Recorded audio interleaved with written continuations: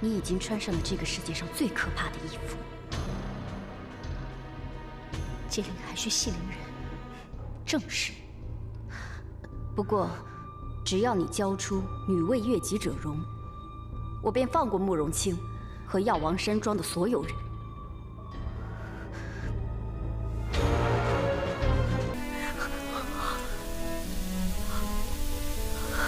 青子，你扶儿过来。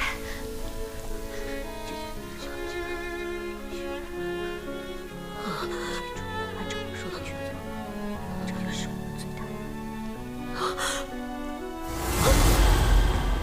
姑姑，谨记了。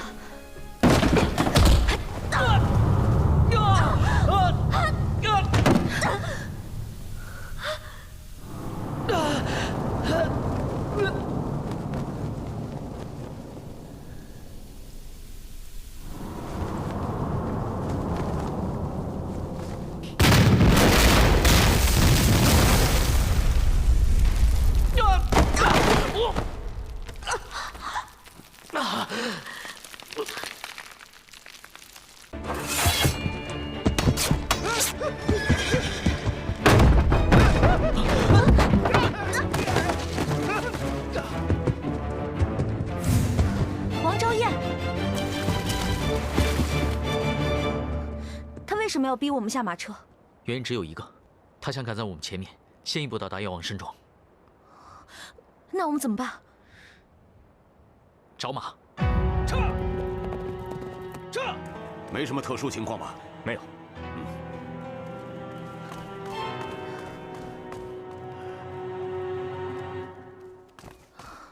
叔叔，青儿，你怎么跟这个家伙一块回来了？到底发生了什么事情？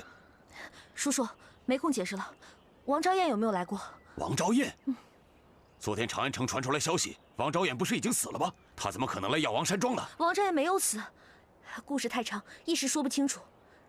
姑姑在哪儿？姑姑在熬药呢，她这个时候什么人都不会见的，特别是狄仁杰。事情紧急，顾不了那么多了，走。等一下，慕容先生，药王山庄过去一直没有人看守，方便求医者进入，为何今日门人？ 都持着兵器，在这里把守庄门啊！昨天长安城发生的事情传到山庄来以后，姑姑便加强了守卫。具体原因我也不知道。长安有事，药王山庄要加派守卫。这药王姑姑究竟害怕什么人来生事？叔叔，你看好大门，要是发现王昭彦的话，一定要不顾一切的活捉他。是。走。好。 姑姑，青儿有急事求见。有什么急事，先放开狄仁杰的手再说吧。姑姑，长安城发生多起命案，大理寺少卿王浩德也因此受了重伤，希望姑姑即日启程，到长安城为他施救。这件事情我昨天已经听说了。长安皇城御医多的事，应该不用我们药王山庄操心。但是。 此案跟红尘六绝中的捏死我的温柔有关，王浩德是重要的证人。如果此案不能侦破的话，恐怕长安城百姓的性命会受到危机。药王姑姑，现在事态很严重，请先把私事放下，人家日后定当再向你赔罪。报！禀报姑姑，后园发生了怪事，1园子的鸽子全被人偷了。这点事别来烦我。 去找管事的人吧。是。保护百姓是朝廷和官府的事，应该不用我们操心。青子，你这次既然回来，就不要再回京城去了。还有，我不想看见这个人，让他走吧。姑姑，别说了，就这么定了。滚！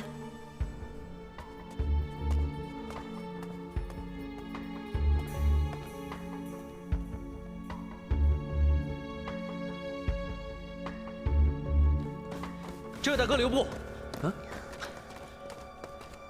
鸽子的事情什么时候发生的？应该是1个时辰之前的事了。快带我去后园。都什么时候了，你还管这些无聊的事情？是不是无聊的事？看过才知道。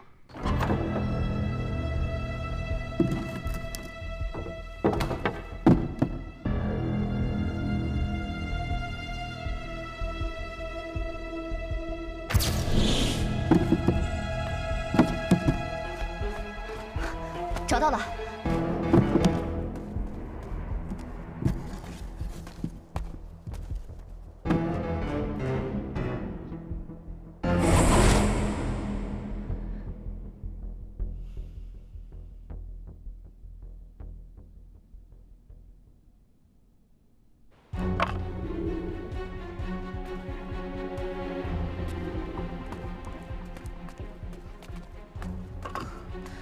狄仁杰，说时间不多的人是你，现在浪费时间的人又是你，不要再管那些鸽子是谁偷的了。我们快求姑姑去长安城吧，要是救不了王浩德大哥，可怪不得我。这偷鸽子的人，轻功不弱。这偷鸽贼在后园留下了4个脚印，每个脚印之间相隔超过1丈，足以证明这偷鸽贼的轻功不俗。 依这个脚印的大小来看，此人应该是女的，身高应该跟你差不多。难道是王昭燕？王昭燕偷这些鸽子用来干嘛？药王山庄为什么养这么多只鸽子呀？这些鸽子是用来联系各地药农的。那这些全都是信鸽。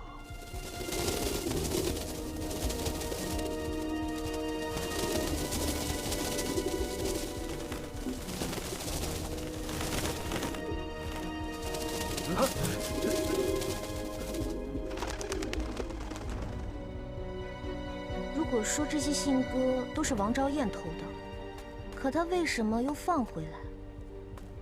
难道说是要给我们带什么消息吗？偷出去又放回来，这是信鸽。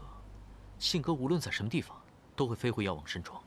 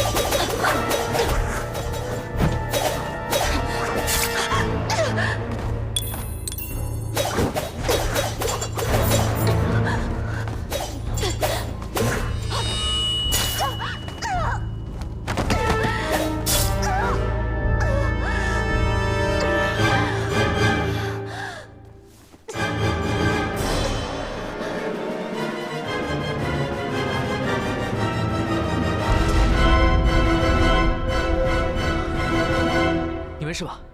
没事，快去看姑姑。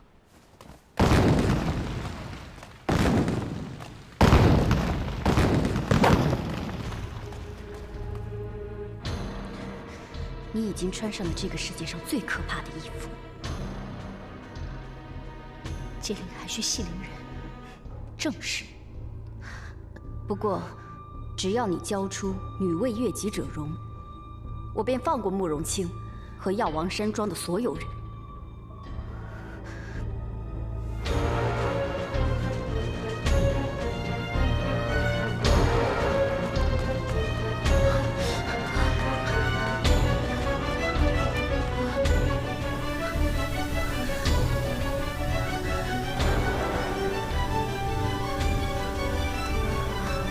姑姑，你没事吧？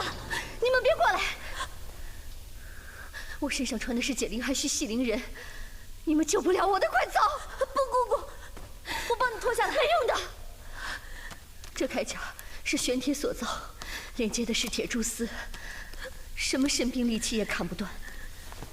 只要时候一到，里面秘密夹藏的炸药便会爆炸。现在时候不多了，青子，你别管我，快走吧！不，姑姑，你别担心。 不管怎么样，我一定要救你。龙红尘当年打造这件衣服，为的就是让穿的人受尽临死前的折磨，而让救的人受尽救不了人的痛苦。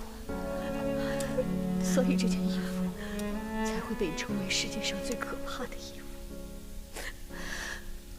青子，放手吧，要不然今天我们全都要死在这里的。姑姑，洛红尘的后人洛秋山10年前的死，是不是和你有关？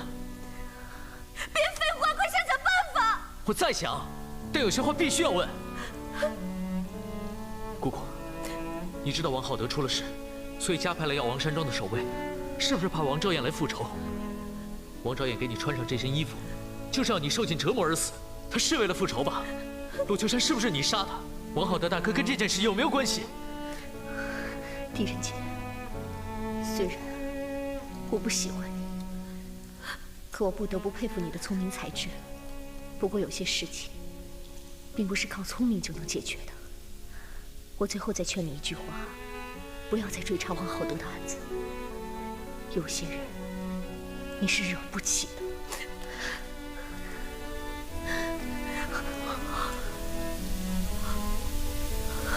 青子，你扶儿过来。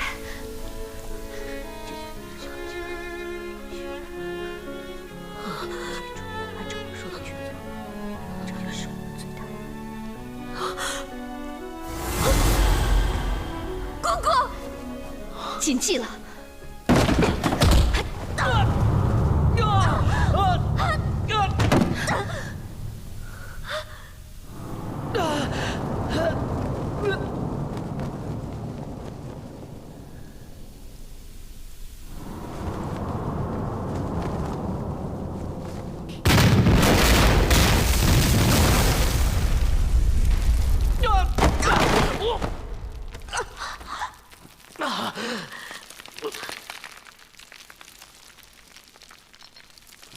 青儿，青儿，你没事吧？青儿，青儿，姑，我要去救姑姑！不要去了！我要去救青儿，青儿，你冷静点儿！姑姑已经死了，救不活了，你知道吗？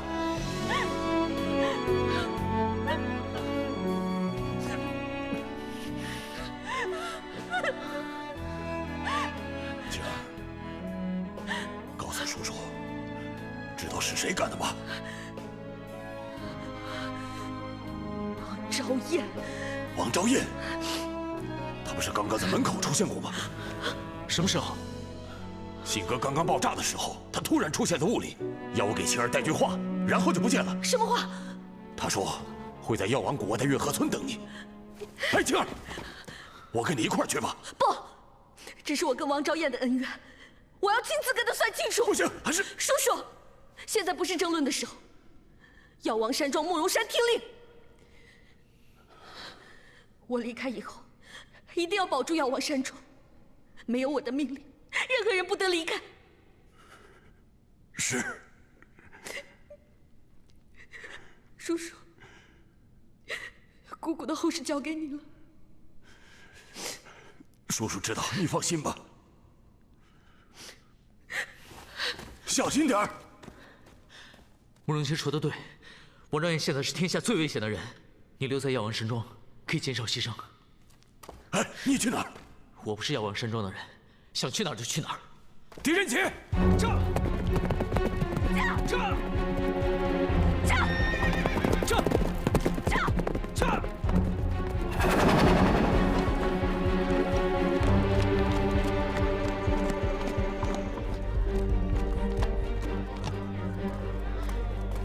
别冲动，王昭彦手上有捏死我的温柔，他想毒害整个月河村的人，不过是举手之劳。他故意把你约到这里，就是让你投鼠忌器。有办法将这全村的人都撤出去吗？不能殃及无辜。就算我有办法，我也不会做，因为我不会让你和王昭彦同归于尽的。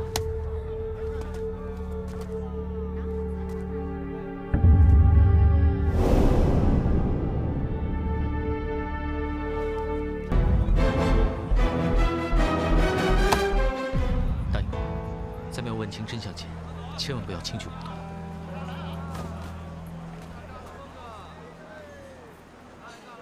两位这几天辛苦了，月河村的桂花茶呢，可以安心凝神。两位不妨坐下来漫尝，或许可以帮助两位忆清心中的疑虑困惑。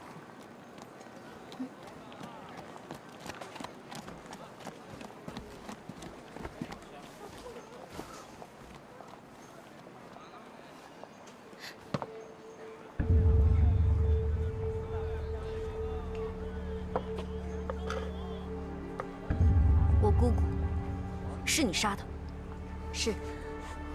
我一直把你当成知心好友，还帮助你假死逃婚，没想到你竟然恩将仇报。我欠亲姐姐的恩情，总有一天会加倍归还。但慕容云是死有余辜，杀人偿命，难道不是天道真理吗？我姑姑只会救人，她根本不会杀人。她救人只是为了赎罪，但人死不能复生，无论她救了多少人，死的还是死了。你是洛红尘的后人。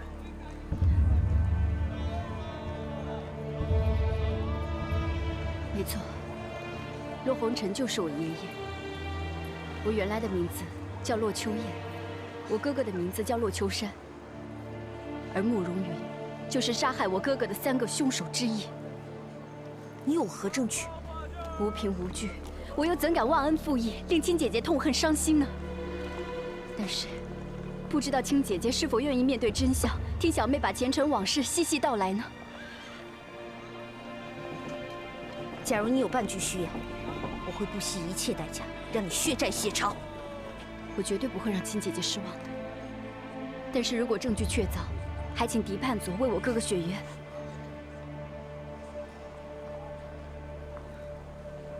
如果这一切是真实的，我会还你哥哥一个公道的。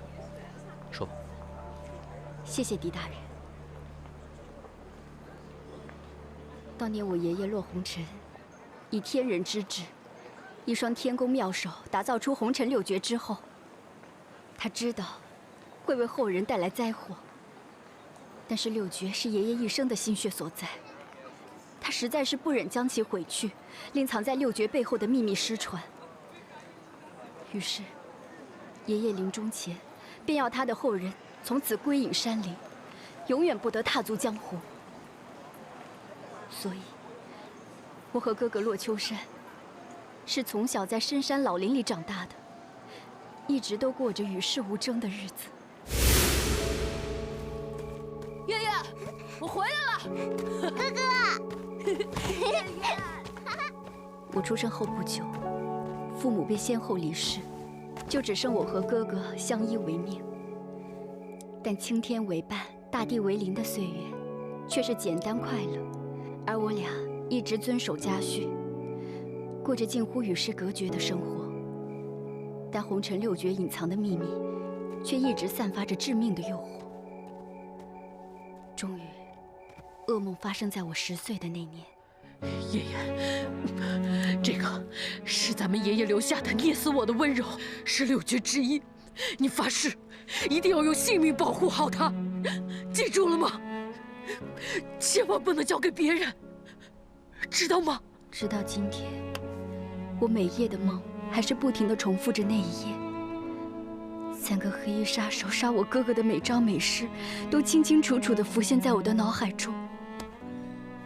哥哥受尽了折磨，我想哭，我想叫，但偏偏不敢哭，也无力叫。年年月月，朝朝暮暮，我仿佛看见第一个黑衣人如何把我哥哥打得当场吐血，但哥哥像疯了似的反击。突然，他又像中了第2个黑衣人的妖法似的，身不由己地飘到半空中，然后像着了魔似的，一面大叫着：“不，不，停手！”且慢，你刚刚说，洛秋山突然飘到半空中停住了。对。那你敢肯定，当洛秋山自残的时候，他的神智是清醒的，绝非自愿吗？我肯定哥哥当时绝对是清醒的。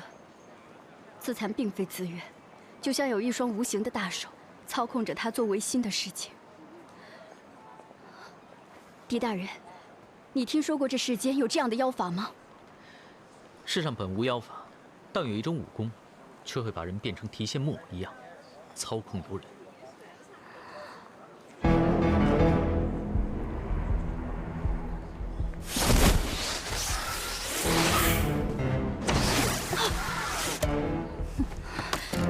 王昭燕，不，洛秋燕。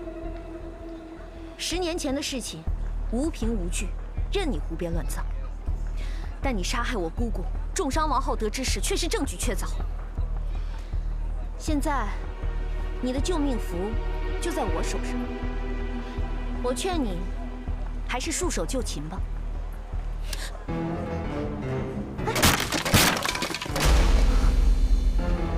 这竹筒是假的。什么？如果是真的，他怎么可能随便放在桌子上？过去的王昭燕爽朗单纯，胸无半点城府，而如今的洛秋燕，却是机关算尽。我们所走的每一步，都在你的计算之内。如果我没有猜错的话，一定是那个让你甘愿为了假死逃婚的神秘情人在当军师，幕后策划的这一切吧？那个男人究竟是谁？他的身份是个秘密，你们就叫他神秘情人吧。我喜欢这个名字。如果不是因为他，也许在我下嫁裘一帆的那一天，我早就已经自杀而死。幸好，他为我送来了希望，带来了我哥哥的尸骨。不过今天，我只挑了3块最重要的带来。10年前，我亲眼看见3个杀手3招把我哥哥击杀，他们的武功都留在了我哥哥这3块枯骨上。这个，就是让我哥哥致命的第1招。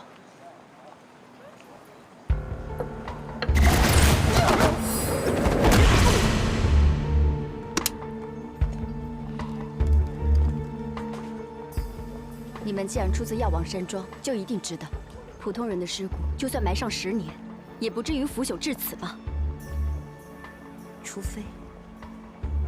非他中的是无相绵掌，只有这种武功的独门阴技，才能将人骨震成齑粉。无相绵掌，这不是王浩德大哥的家传秘学吗？无相绵掌，天下间只有王浩德懂得，所以王浩德就是杀害我哥哥的其中1个凶手。不会的，王大哥绝不会为了红尘6绝而杀人。我也没想到，我的恩人竟然会是我的仇人。不过这是王浩德亲口向我承认的。我也没有想到事情会这样。他还没有死，你还有机会向他问清楚。这个，就是我哥哥所中的第2招。请你们告诉我，为什么我哥哥会飘到半空，失控自残？狄大人，你的机智是小妹拜服的，你定能从尸骨中找到杀害我哥哥的第2个凶手。能造成这样的伤口，又能让人失控自残的武功只有1种。哪1种？玄思神针中的最后一式，丝丝入口。天下间竟然还会有这样的神功！玄思神针是药王山庄的家传神技，是一种结合医疗、针灸、暗器以及内气的复杂武学。它不但可以救人，也可以杀人。而这最后一招丝丝入口的精要，就是以针控人，以针治身。我想，当时的情况应该是这样的。丝丝入扣必须要配合绝顶的暗器手法使用。首先把108支连着铁柔丝的银针打在敌人全身的关节奇穴之上，令敌人不能动弹。而洛秋山之所以飘在半空中，可能是凶手把细如毛发却刀剑难断的铁柔丝绕在了附近的大树树枝之上，再把它拉扯到半空中去，为的就是要敌人无处着力，完全失去反抗的机会。随后，凶手再拉扯铁柔丝，刺激敌人的某几处特定的穴道，令他的筋骨肌肉随凶手的心意活动，于是便能让洛秋山做出自残的怪异行为。狄盼佐果然智慧过人，单凭我的口述和哥哥的尸骨，就如同亲历10年前的凶案现场一样。大唐能有此官，真是百姓之福。不过，小妹还有一个疑问：玄思神针既然是药王山庄的正装神技，那会不会有其他的门人学成之后来杀害我哥哥，害我冤枉了慕容云？不会，玄思神针是门非常复杂的武功，100多年来历代庄主都是口口相传。10年前，晴儿的父母已经去世，懂得悬丝神针的也只有药王姑姑一人。想要使用丝丝入扣，必须要精通医理和针灸之术，还有一手登峰造极的暗器手法，数十年的深厚内力。放眼天下，那时候也确实只有药王姑姑一人了。这么说，那狄大人也认同慕容云就是杀害我哥哥的3个凶手之一了。如果你说的是真的，这尸骨也真的是你哥哥的，那药王姑姑就是杀你哥哥的凶手之一。谢谢狄大人。可是洛秋燕，你说的话还有尸骨，谁能证明是真的？只要我知道这是真的就够了。至少我杀了慕容云，问心无愧。况且，我的话还没有说完呢，我还有证据可以拿出来。这是第3个凶手所发，也是让我哥哥致命的最后一招。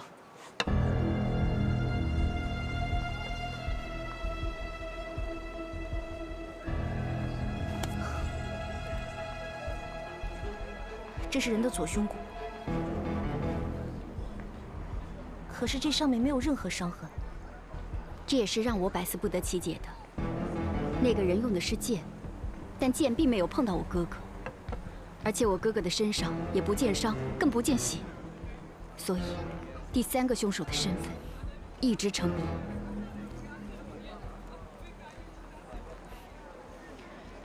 看来我们午时之前是回不了长安了。老板，切刀一用。哎，你干嘛？你们看，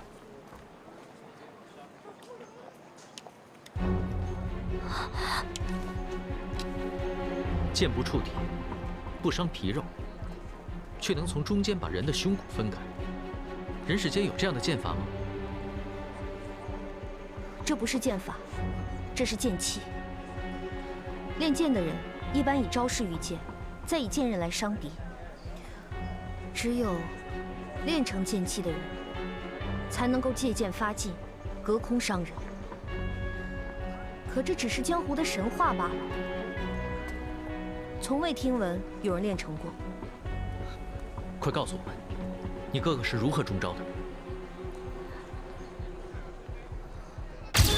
我洛秋山绝不会让红尘6绝重现人间。我会用我的性命洗清我洛家的罪孽。剑柄藏有炸药！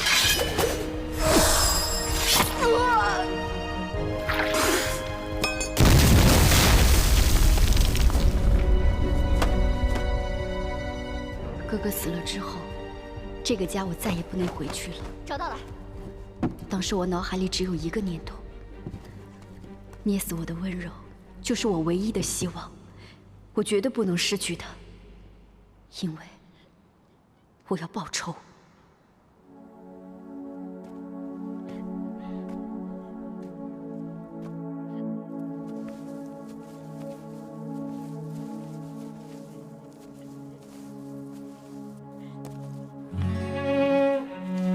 我把希望藏在只有我自己知道的地方，静待复仇的日子来临。一向与世隔绝的我，面对茫茫天地，有哪里可以容身？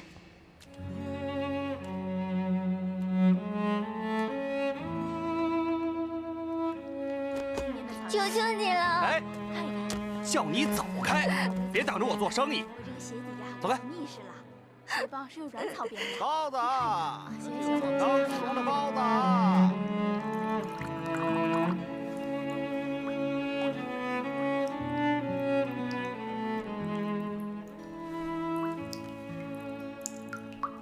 行了。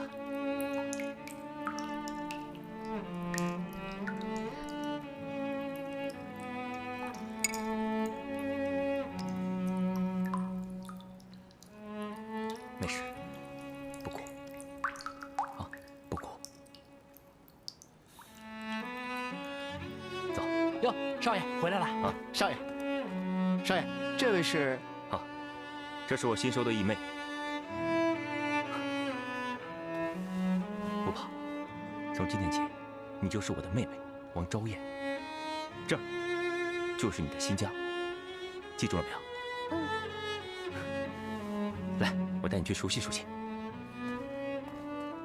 就是这样，我变成了王浩德的妹妹，在长安过了10年锦衣玉食、荣华富贵的生活。我原以为是天可怜见，命不该绝，谁知道养育了我10年的人，竟然会是我的杀兄仇人。你知道王大哥为什么要收养你吗？他一定就是为了找到六绝的所在，和隐藏在背后的秘密。那这10年来，王大哥有没有问过你六绝的事情呢？没有。既然没有，那王大哥耗费10年的心血把你养育成人的目的，绝非和这六绝有关。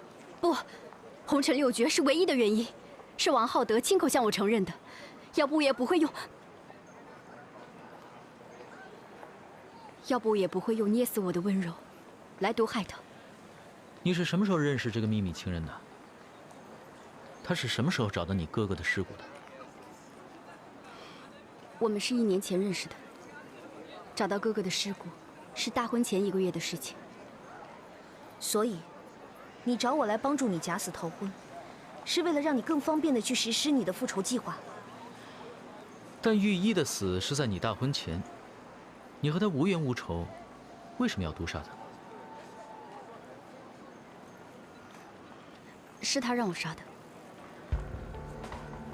又是这个秘密情人，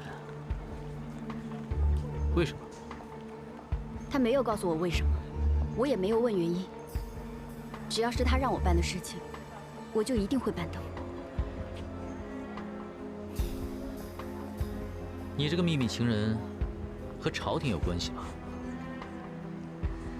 玉一的死，最受伤害的就是武媚娘。你的情人让你去杀玉一，就是要嫁祸给武媚娘，不让她进宫。而皇宫中最不想让武媚娘进宫的，就是萧淑妃。所以你的情人不单是朝廷中人，也和萧淑妃有关，对不对？我都说了，我没有问原因，而且我也不会去问。你的手上已经有了捏死我的温柔，想要报仇已经是绰绰有余了。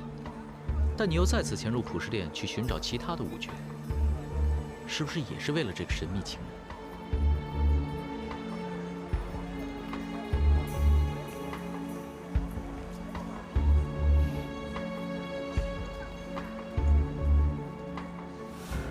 洛秋燕，你有没有想过，你是一直被人利用了？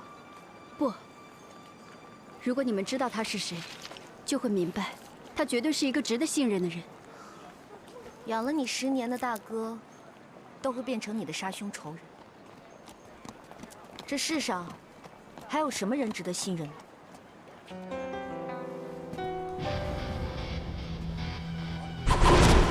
如果我猜的没错，在你大婚假死后，你换上了守卫的装束，潜入了普世殿，打开了密门，在密室中拿了一个东西，而这个东西就是红尘六绝之一吧？正是慕容云所穿的解铃还须系铃人。可就在这个时候，王浩德进来了。所以你就躲在殿中不出来。那你想过王大哥为什么会出现吗？不知道。我虽然不知道王大哥为什么会知道你在大殿里面，但你有没有想过，王浩德进入殿中是为了救你？救他？为什么要救他？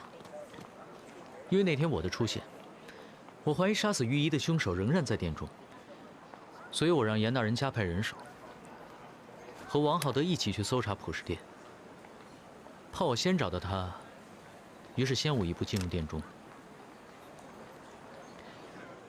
告诉我，他在殿内跟你说了什么？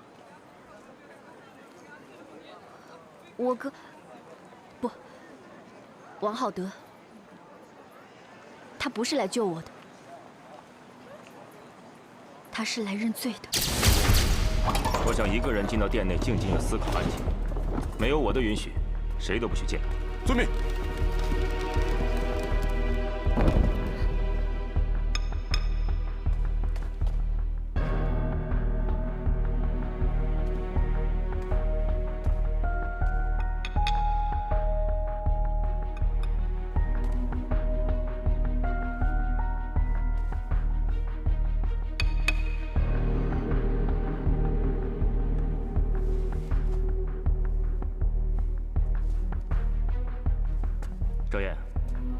赵燕，我是你大哥，我知道你没死，我也知道你根本没中什么蛊毒。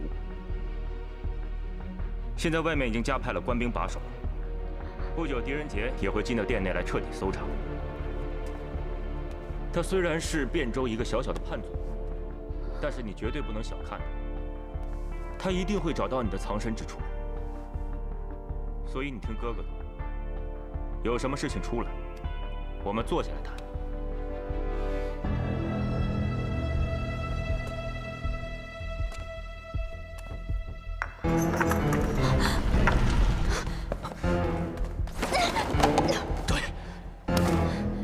你怎么会知道我在这里？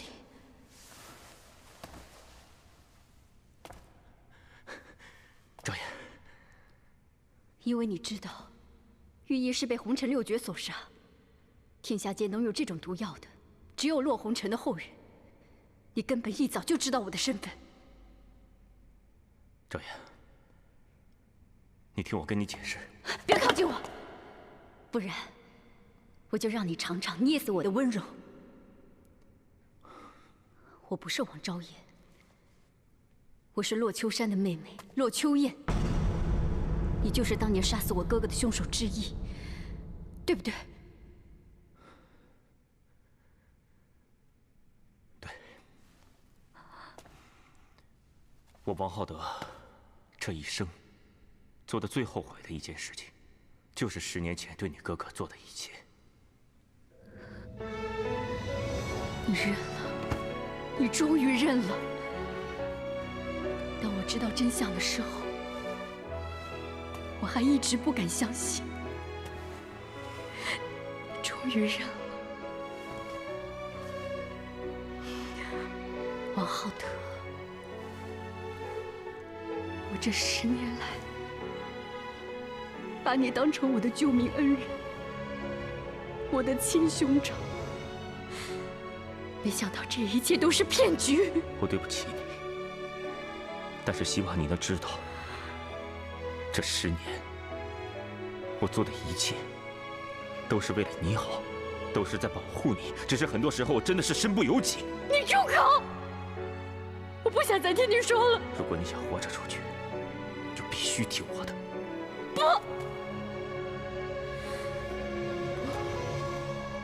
不，我不会再上你的当了。我现在就要替我哥哥杀了你！放开！听我说！你放开！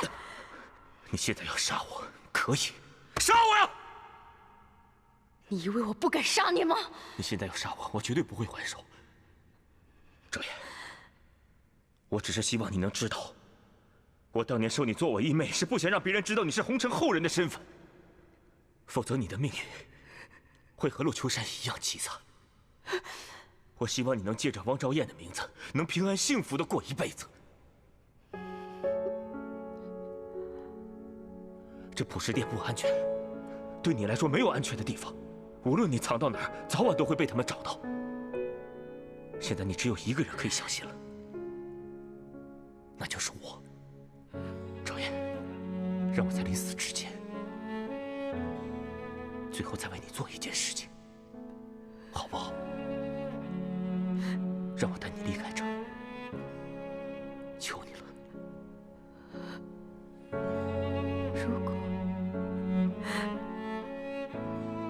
如果你是我的亲哥哥，那该有多好！我当然是你的亲哥哥，我永远都会是你的亲哥哥。赵燕，不管你认我还是不认我，我一生都会疼你，爱你。相信我，我带你去过安静的生活。把它给我，把它给我！那东西就是个不祥之物，所有拥有它的人都会一生不得安宁。如果你不把它给我，当年要我杀你哥哥的人绝对不会放过你。不，我答应过我哥哥，我会用我的生命去保护他的。时间不多了，赵燕，快把它给我，给我！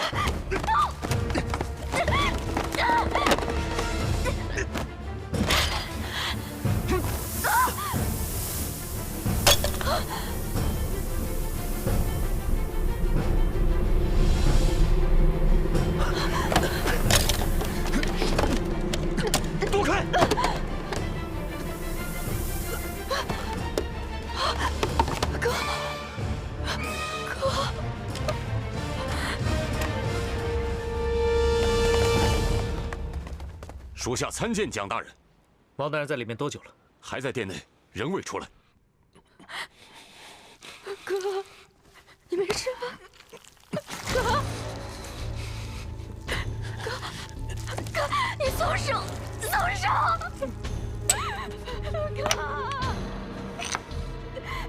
哥，松手，松手啊！周爷，你听我说，他们快进来了，你赶紧离开这儿。不，哥，松手！哥，快走！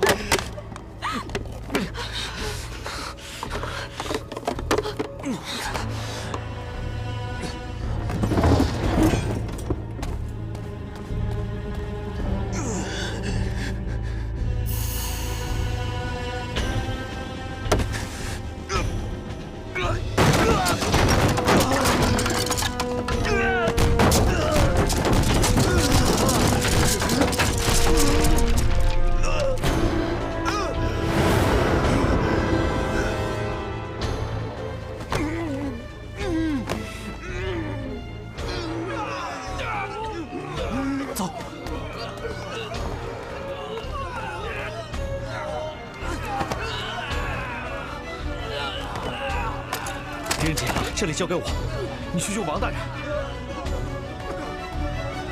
救人呢！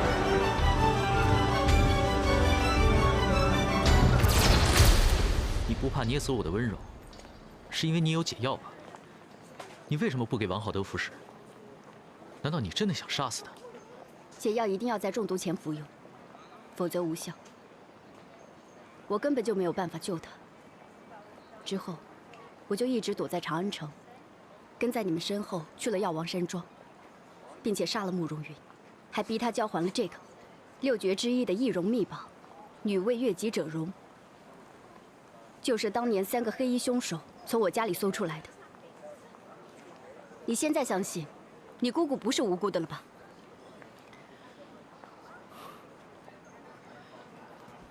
我现在确实相信，药王姑姑和王浩德的确是杀你哥哥的凶手。但我也敢肯定，王大哥夜闯普食殿是真的为了救你。那我是不是还要谢谢他呀？我只是希望你不要再痛恨他。而且王大哥说过，他杀你哥哥也是被逼无奈，他背后是有人指使。王浩德、慕容云，还有那个懂剑气的人，绝非泛泛之辈。你觉得这个世界上还有什么人可以控制住他们，让他们违心行凶吗？或许没有，但如果真的有这个人，那他一定是一个比恶魔还可怕100倍的人。或许他才是你真正的仇人。如果真的有这么一个人的话，那我们今天的见面就没有白费。我要让你们为我做一件事情。我们不是疯子，而是你的敌人，没必要为你做任何事情。如果我交给你们的事情办不成的话，我的秘密情人便会在长安城的中心释放，捏死我的温柔。到那个时候，长安城便会变成鬼域，大唐皇宫死个鸡犬不剩。你疯了吗？你的仇恨跟朝廷和长安城的百姓有什么关系啊？当然有关。我的爷爷根本就不姓骆，而是姓杨。难道你们是隋朝皇室之后？正是。爷爷打造6绝，本来就是为了复兴大隋，但是后来改变了主意，郁郁而终。但是，隐藏在6绝背后的秘密，正是灭唐复隋的宝藏。只要我找到了宝藏，我便什么人都可以不用怕了。为哥哥复仇，也会变得更加轻而易举。只是爷爷在临终前，并没有传下宝藏的藏处，只是说，在普食殿里可以找到线索。你是要我们把这线索找出来？对。因为现在我已经没有办法进入守卫森严的普食殿了。况且，狄大人的才智比我高出100倍，我解不开的宝藏谜题，或许你能够帮我把它解开。当然，我不会让你们白干的。只要你们为我找到了线索，我便会把捏死我的温柔交给你们。到时候，你们就可以用它作证，为那个武媚娘摆脱杀人的嫌疑。但武媚娘已认罪，会在今晚此时行刑。那你们就只剩下4个时辰了。还有，这件事情你们绝对要保密。要是让我知道有1个人撤离长安城，我也会立刻放毒。你真是疯了！如果我们找到了线索，怎么联系你？我自有办法和你们见面。且慢，爷爷说过，有一句话可以帮助解开线索。你说。春雨绵绵，期毒素。这不是谜语吗？这句谜语就是提示，我也百思不得其解，所以还要交给狄大人。走。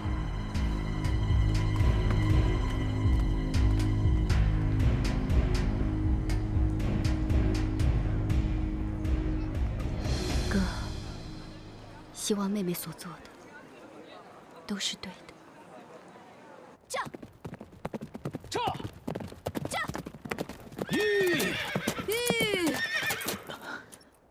干嘛？时候不多了，还不快赶路？你还是回药王山庄吧。为什么？药王姑姑刚刚遇害，药王山庄一定非常混乱。你还是回去主持大局吧。长安城的事情不解决，便是一场浩劫。我怎么能坐视不管呢？现在距离子时还剩不到4个时辰，赶回长安城就要2个时辰，那就只剩下2个时辰了。我怕。怕什么？怕你解不了普世殿的谜题吗？对，所以你跟我在一起会有危险。我慕容清做的决定，谁都管不了。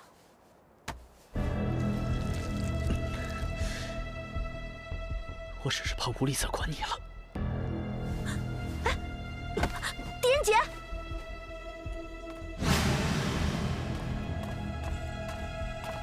大人，暂时还没有找到王少卿和王昭彦的下落。传我口令，立刻从宫中调派12头神犬，加入搜捕。是。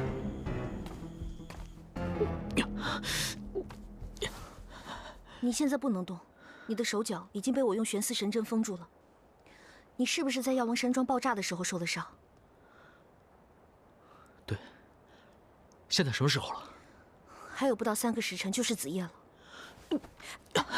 快给我拔针！再不赶到长安城就太迟了。我要是现在给你拔针的话，你就没命到长安城了。你失血过多，元气大伤，能活到现在已经是万幸了。要去药王山庄的人是你，长安城的事情就交给我吧。不，普世殿的秘密根本不简单，就是我也没有把握能够破解。你的意思是我的智慧比不上你？不敢。那你明白陆红尘留下那句提示的意思吗？我们现在已经是毒害守城兵将，违命闯出城门的通缉犯，想要再次进入城门也是问题。黄龙要闯入这守卫森严的普世殿呢。那我们就杀进普世殿。你现在就算站起来也是勉强，我做不到的事情，难道你就能做到吗？只要你能用你的玄丝银针，助我打通生死玄关。不，绝对不可以。这是唯一的办法。这是唯一让你死得更快的办法。打通生死玄关是很危险的，就算是侥幸打通了，也是消耗你身体里的精气神。虽然生机倍增，但熬不了多久，你就会当场暴毙的。用我仅剩的精气神，来换取长安一城百姓的性命，这不是赚了吗？这和我亲手杀了你有什么区别呢？在我油尽灯枯前，如果可以找到普世殿的秘密，那时候我还有一口气在，施救或许还来得及。青子，你就让我试一试吧。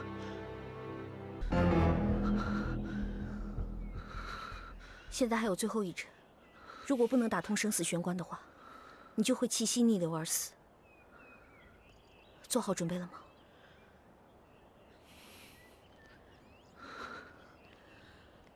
秦曼，我从来没有原谅过自己。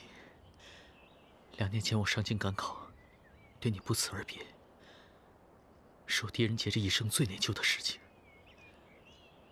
不过到了今天，我从来没有后悔过，因为我做官后做的事情，都是我应该做的。所以我也没想过要原谅你，以后也不打算原谅你。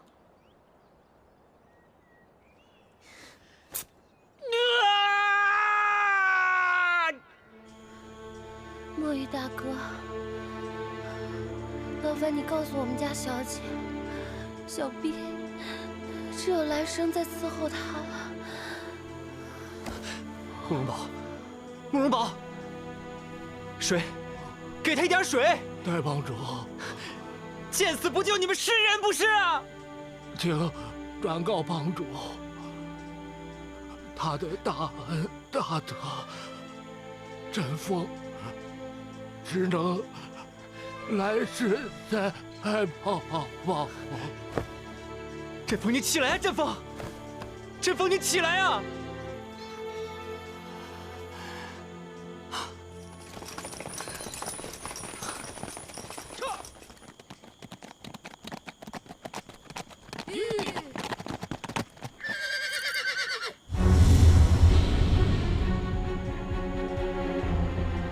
大大，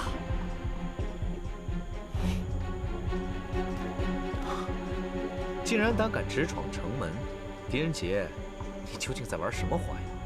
蒋少卿，我决定让那狄仁杰重新参与此案的调查。严大人，我也想答应你，可是狄仁杰已是重犯，归大理寺所管，所以大人的请求，本官恕难从。蒋少卿，严大人。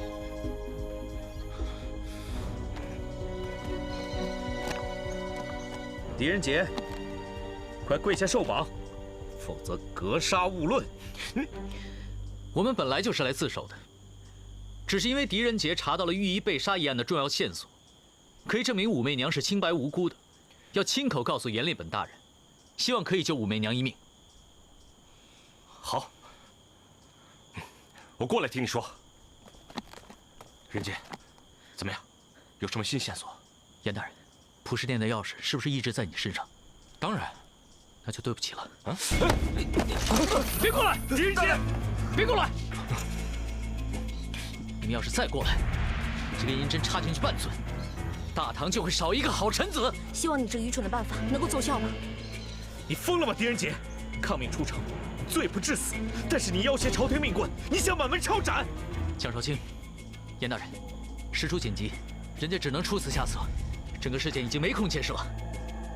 要是仁杰破不了骆红尘留在普世殿的秘密，此事过后，不但武媚娘会死，整个长安城也将会变成死城，皇宫大内也不例外。这怎么回事？我不是说了没空解释吗？你，蒋大人，狄仁杰说的全部都是事实。也许我们现在做的实在是太过分，但是我们全部都是为了长安城百姓的性命，为了大唐的社稷。此事过后，如果事情全部都能解决的话，真相自然会大白，到时候我们任由蒋大人处置。蒋少卿，你就信他一次吧。谢谢严大人，你对仁杰的好意，人家会记住的。时候不早了，快让开！我要去普世殿，都给我让开！快，你快给他们让开！快！让开！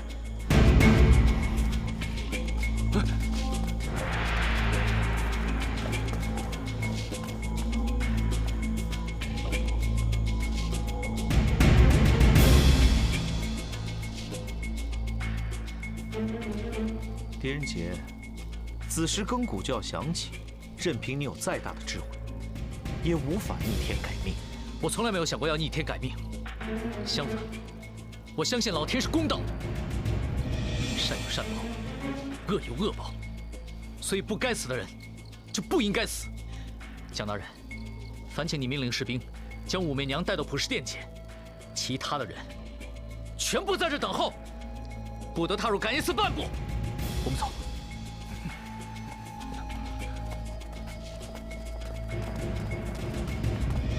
墨雨，哎，看看是不是所有的士兵都退下了？没有其他人了。哎呀，严大人得罪了。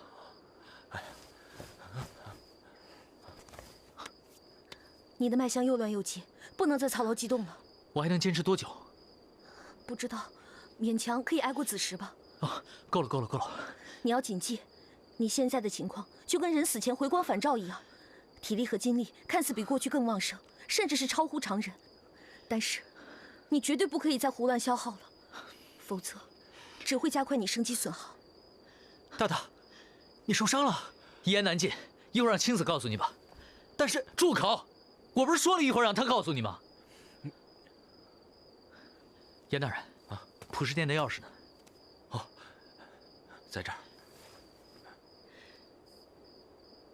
大人如果想救武媚娘，必须现在立刻进宫见皇上，问他一句话。什么话？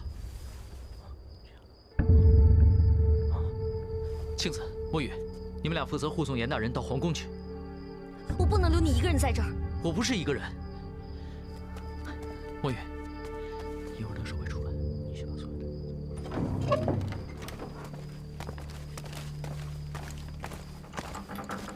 狄大人，武媚娘带来了。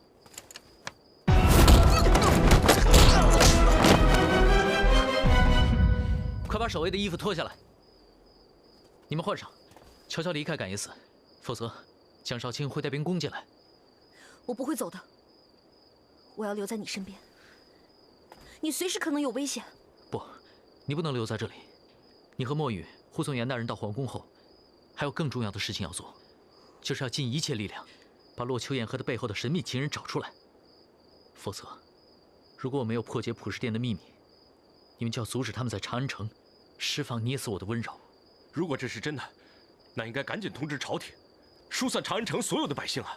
洛秋燕说过，只要有一个人撤离了长安城，他便会立刻放毒。只有在子夜之前，我用普世殿的秘密和他交换，这一切才可能有转机。你们一定要记住，捏死我的温柔随风扩散，所以放毒的人10之8九藏身于上风之处，你们一定要注意风向。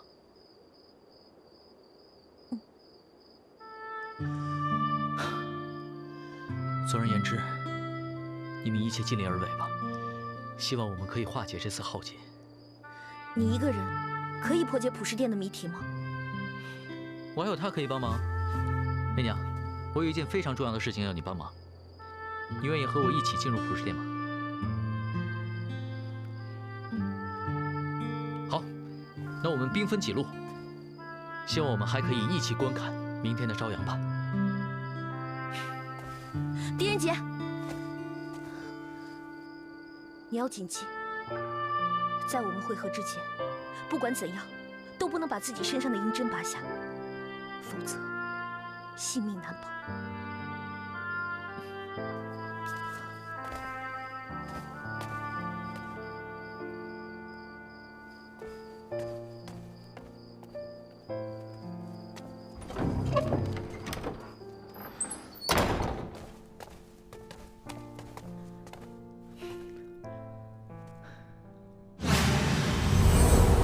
在这个普世殿里有一个非常重要的秘密，这个秘密关系重大。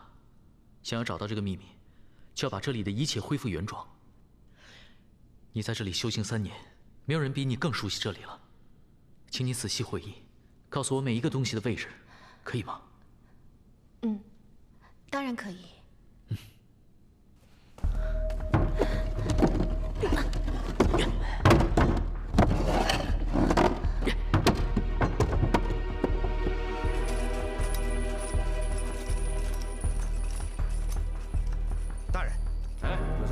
没有，继续搜索。是。都看仔细了，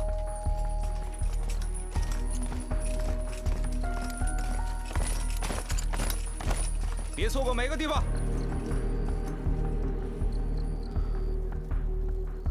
还有不到半个时辰就是子夜，我们根本不可能按时把严大人送回皇宫的。赶不到也得赶，大大交给我的任务定要完成。但是现在长安城的官兵以及清朝出动，我们寸步难行。况且，就算是把严大人按时送回皇宫，我们也来不及去找陆秋燕和她的同伴。按大大的意思，严大人进宫面圣，正是救武媚娘的重要关键。我们绝不能让武媚娘无辜被害。但是找不到陆秋燕的话，整个长安城的百姓都会死。难道你要我放弃武媚娘不救吗？两害取其轻，这也是没有办法中的办法。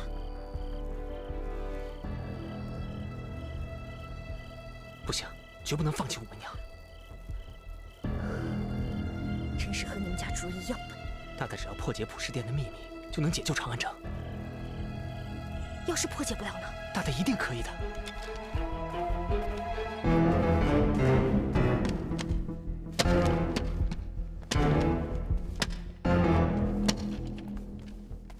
你们不用护送我了，我自己进皇宫。那怎么可以？听我说，燕山有3件事情必须在子夜前完成：进宫面圣，找出放毒的人和救狄仁杰。3件事情1件都不能少。如果我们不分头行事的话，肯定不会有奇迹发生。但是你，好了，就这么决定了。我自己一定可以到皇宫的。我来想办法，先把他们引开。可是，哎，站住！别跑！站住！来人呐！快来人呐！快来人！这也不失为一个好办法。这样吧，你去完成你家主人交给你的第2个任务，找出谁是放毒的人。那你呢？我去想办法救你们家主人。快！这边，快点！快！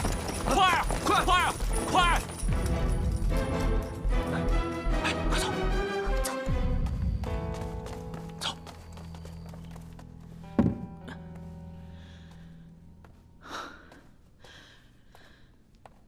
好，终于勉强恢复原状了。狄大人，你没事吧？我没事，我真的没事。你一定以为是我疯了，其实疯了的不是我，只因为在这普世殿中有一个很重要的秘密，所以我才让你帮助我恢复原状。你在这里修行了3年，这些话你已经说过了。哦，对，我都说过了。我真的乱了。对，时候不多了，我还要去找秘密。大家都把希望寄托在我身上。哎，狄大人，你别勉强。狄仁杰，站起来！狄仁杰，大家都把希望寄托在你身上，你像个什么？狄仁杰！狄大人，狄大人，你冷静呀！狄大人，你冷静一点啊！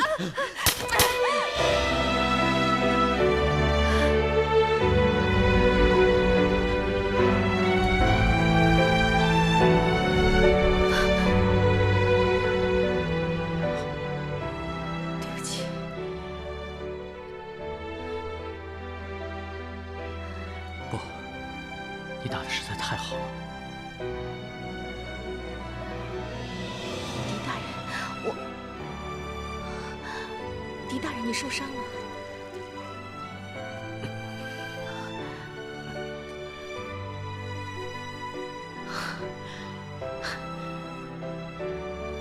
1时3刻还死不了。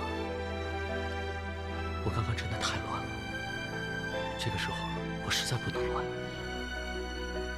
谢谢你的1巴掌。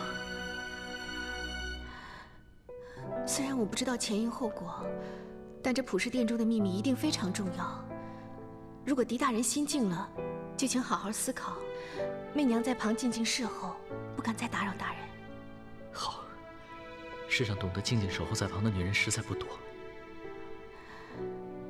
也是在宫里学会的保命伎俩。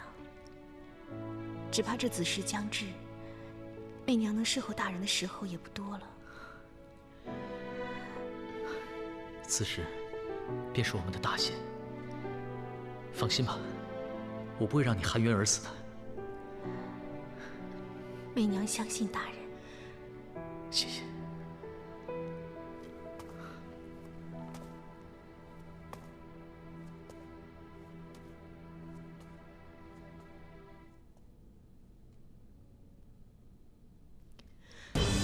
天上地下，森罗万象，因果互为，看似互不相关，其实背后皆有一条神秘的丝线相连。这就是姻缘，谁能掌握姻缘，便能洞悉万物真相，斩尽献祭。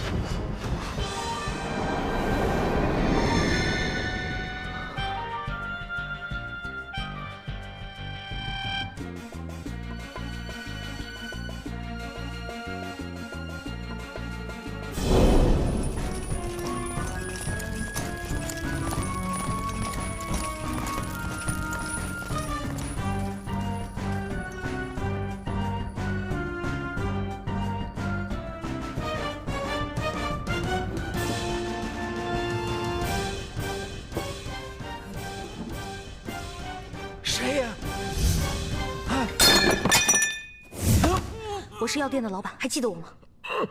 原来是慕容姑娘啊！老板，这药店还是我的吧？这药店是姑娘真金白银买的，当然是你的。那就好，把最好的人参、鹿茸、灵芝，还有所有的大补的药，全部都拿出来。那姑娘配什么药方啊？不知道。不知道。不知道就是不知道。什么药能起死回生，就配什么药方。把药全部都拿出来，再帮我准备炭火和药罐，还有无根水。哦，快点准备。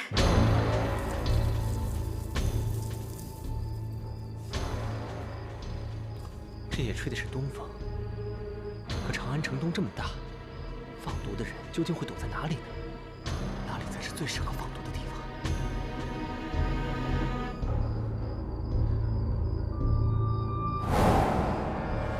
东城楼。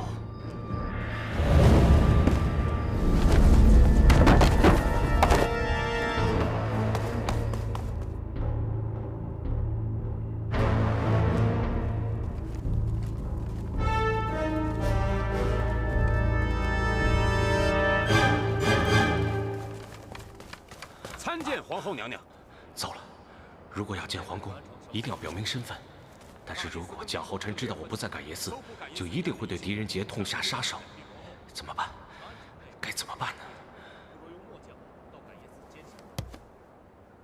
不，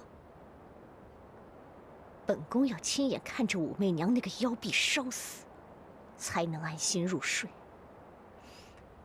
到感业寺去。遵命。糟了！起行！皇后像是要到感业寺监刑，子时不远了。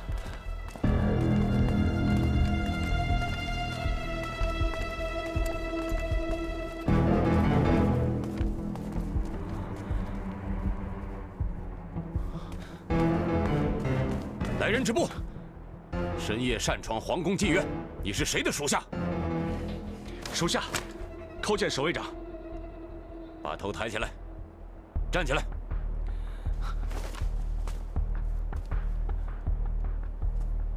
严，嘘。哎，长伯，你不是禁军统领吗？你怎么成了守卫长了？哎呀，还不是上次在汴州城，我杀了萧朝天，萧淑妃给我降职了。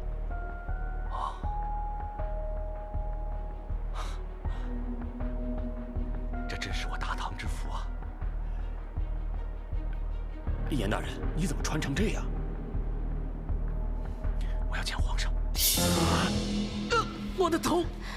我的头像烧快炸开一样。狄大人，你别再折磨自己了。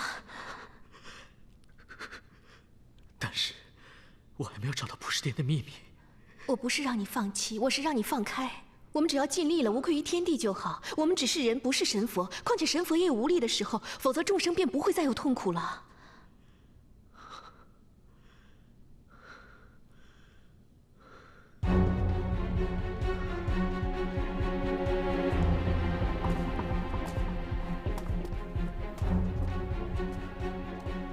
这观音佛像好像有点眼熟。狄大人，媚娘，可否再帮人杰一个忙？狄大人，请说。我后脑有一根银针，帮我把它拔下来。可是慕容姑娘说过，这根针拔下来你就会死的。这根银针虽然帮我打通了生死玄关，让我来到普世殿，但我真的没有办法静下心来思考。拜托你，帮我把它拔下来吧。但是你不是说过，立一金便可无愧于天地？人家现在还有一口气在，难道你要让人杰愧于天地吗？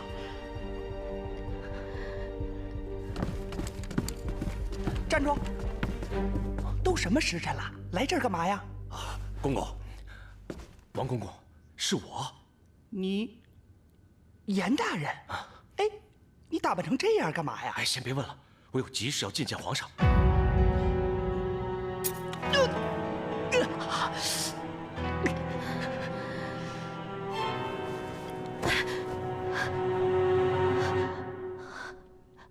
狄大人，狄大人，狄大人，狄大人！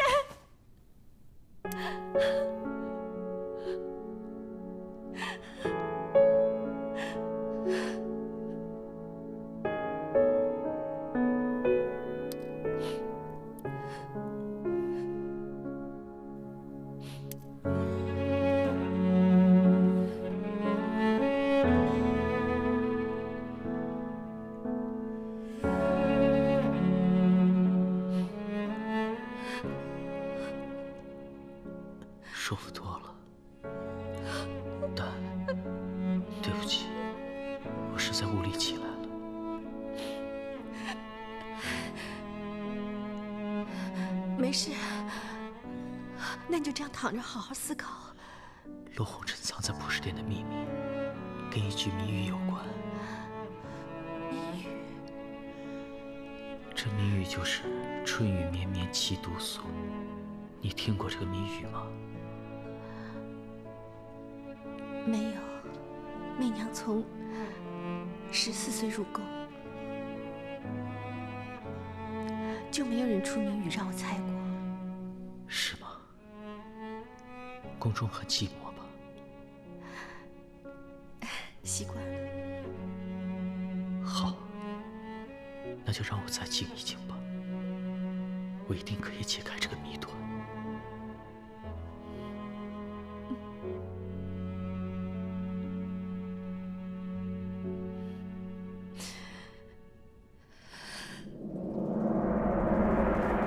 臣严立本参见皇上。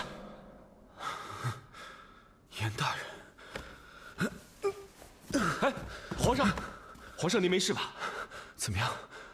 感业寺案破了吗？还媚娘清白没有？还没有。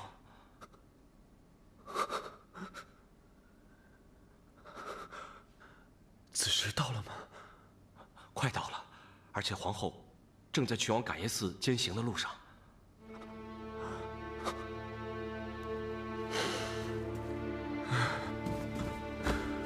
媚娘，真对不起你，真对不起你啊！陛下，陛下，你别喝了，陛下。难道就不能再想想办法救救媚娘吗？还有什么办法可以想？皇上，你是一朝天子，9五之尊，你要赦免一个人，又有何难呢？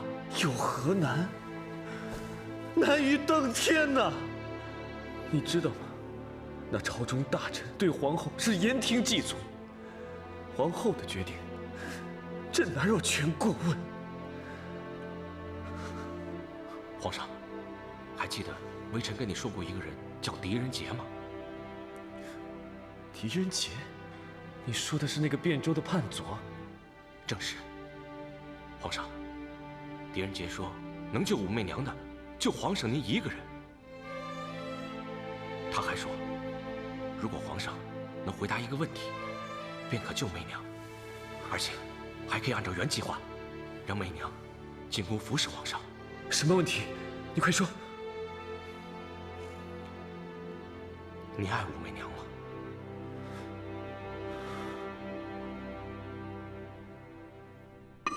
这药真能起死回生吗？世上哪有什么起死回生的药？但只要狄仁杰还有一口气在，这药就是他唯一的机会。老板，我还有事情要去办，一会儿等药煎好以后，你帮我放在竹筒里，我自会来取。好的。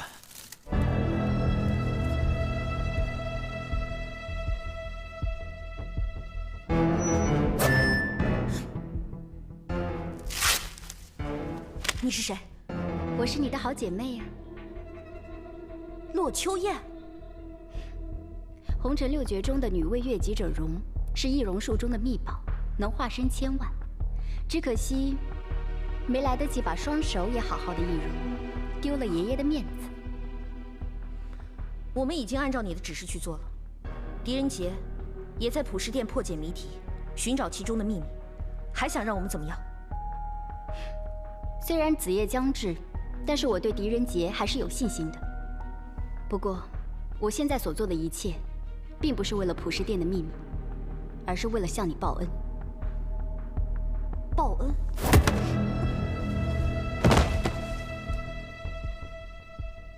青姐姐，你忘了我说过的了吗？我欠你的恩情，一定会回报的。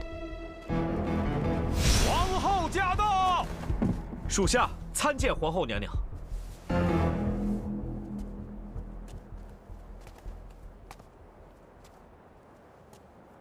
平身。子时将至，那个妖婢呢？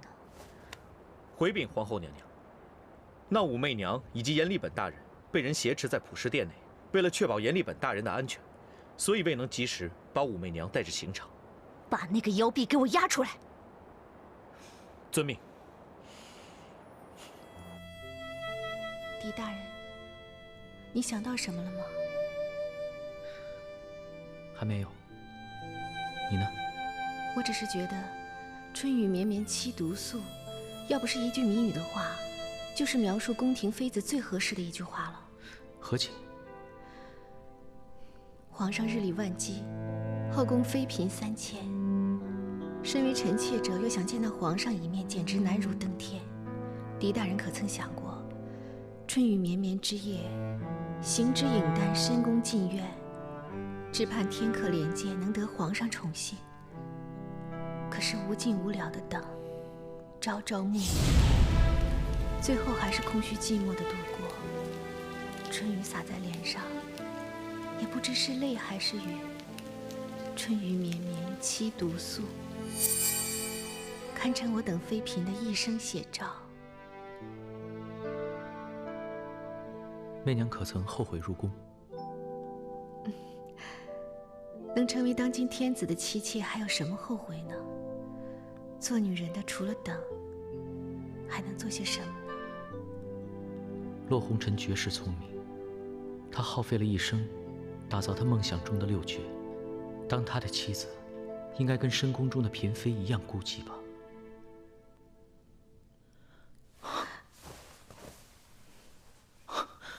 狄大人，你想到什么了？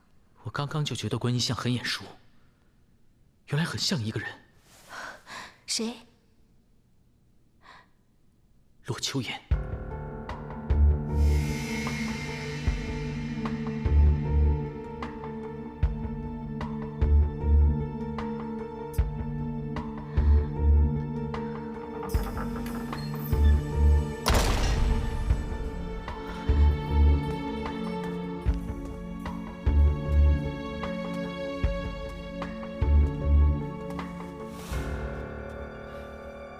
严立本大人、慕容清以及墨雨呢？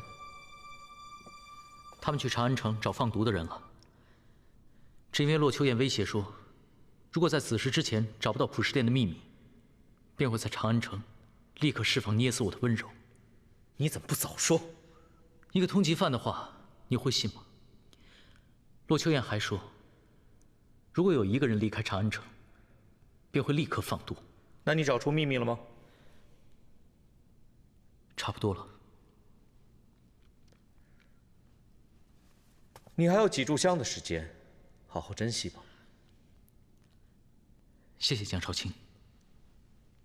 武媚娘要跟我走，可是子时还没有到。不过皇后已经在外面了，她立刻就要处决武媚娘。那皇上有没有出现？严大人没有带她来吗？狄仁杰，任你再聪明，你只不过是一个小小的地方官，你根本不懂朝廷里面潜在的规则。就算皇上钟爱武媚娘，也不可能为了她违背皇后的旨意。皇上虽然高高在上，但是他也不能失去朝中主要势力的支持。他能自己做决定的事，比我们普通人更少。但武媚娘是清白的。我不会让你带她走的，嫡兄，你伤得不轻啊！江少卿，我们当官的断错了案，跟杀人犯没有什么两样。只因为我有足够的理由相信，一定是有人害怕武媚娘再次进宫，所以才杀死御医，嫁祸于她。你有证据吗？那你心底里相信武媚娘是凶手吗？江少卿，我跟你走。现在每分每秒对狄大人来说都非常珍贵，别再浪费在我身上了。但是别犹豫了，武媚娘不走，官兵一样会进来，结局是一样的。你最好把力气花在破解谜题上，至少让她死得有价值吧。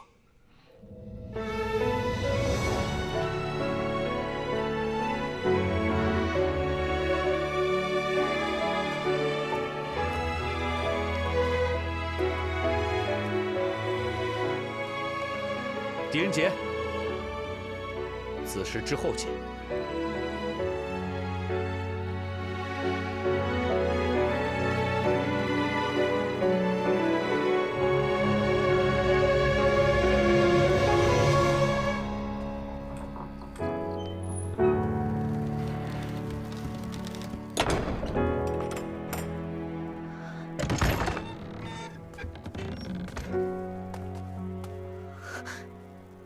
皇后，武媚娘在哪？武媚娘参见皇后娘娘。武媚娘啊，武媚娘，我要是你，早就悬梁自尽了，免得受我刑之苦。媚娘还未报皇后圣恩，不敢轻死。住口！你还知道我对你有恩呐？枉我对你一直宠爱有加，未免你老死感业寺，一直求皇上重新把你纳为妃嫔。想不到，你却以妖术杀害御医，来掩饰你在感业寺内犯下的苟且恶行。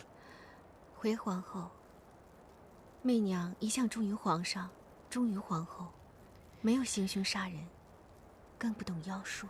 那你肚里是否怀有孽种？奸夫是谁？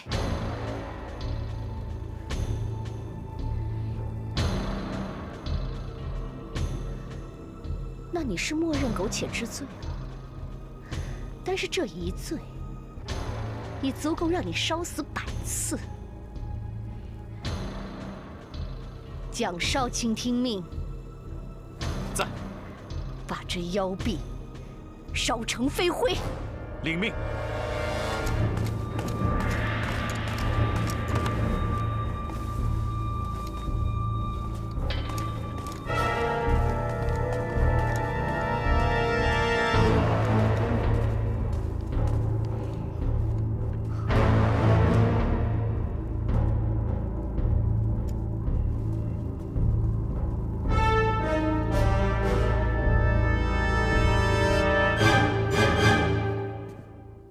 我劝你千万不要动，因为我已经把捏死我的温柔放进了你所穿的解铃还须系铃人内。如果你不小心把这盛药的药瓶子弄破了的话，那可不是说笑的。放心吧，只要狄仁杰在子时之内能找到普世殿的秘密，那一切很快就会结束了。好了，我要出去送药了。不过，还想给你一点最后的忠告：这扣子要是被绳子拉了出来，3盏茶后便会爆炸，小心哦。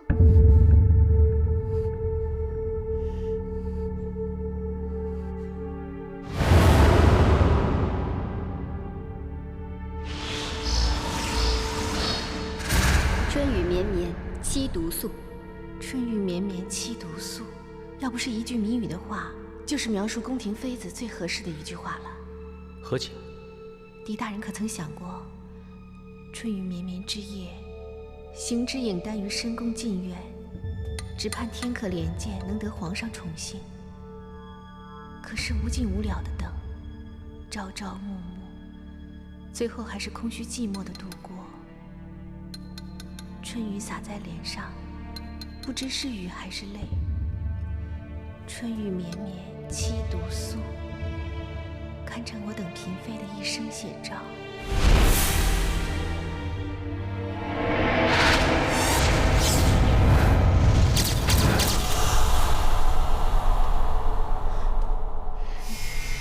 找到了，我终于找到了可以破解普世殿所有秘密的因果之线。春雨绵绵七毒素，根本不是谜语。观音像是骆红尘依照他妻子的相貌雕刻出来的。骆红尘一生为了打扫六绝而废寝忘食，冷待妻子，他内心愧疚，但又不能自拔，沉浸在六绝之中。于是他为了忏悔而建成了普世殿，并把宝藏的秘密藏在这里。普世殿根本就是骆红尘忏悔一生的殿堂。春雨绵绵七毒素，这句话不是谜语，而是骆红尘妻子一生的写照，也是骆红尘的原罪。七毒素。